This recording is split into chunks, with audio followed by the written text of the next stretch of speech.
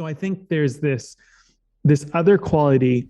It takes those three things beyond technique and it takes them into that realm of like, okay, it's sexy, but I don't even know why it's sexy. I don't even know why it's attractive, but it has something about it. It's just this untangible thing.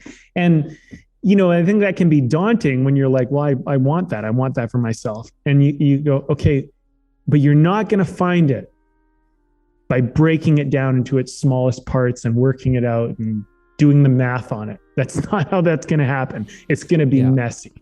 It's going to be messy, and it's going to be found through a vulnerable exploration of self,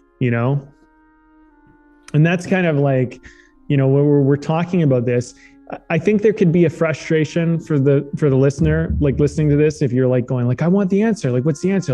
Like help me do this. And it's like, yeah, the answer is let go of the answer. And I know that's scary. And you're like, well, what if I never find it? Here's something I learned. And I've said this a few times on recent podcasts, but like, don't worry so much about the answer. Worry about the question. The question will give you everything you ever desired. The answer will give you almost nothing. And I think technique gives you the answer and the other gives you the question. And that's why you want the other. You want it to provoke curiosity. You want it to provoke wonder. You want it to provoke, because if you're in wonder, you might actually put someone else in wonder.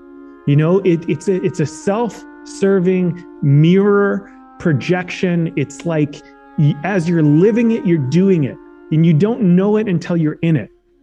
So you got to like let go of understanding even what you're doing in your art.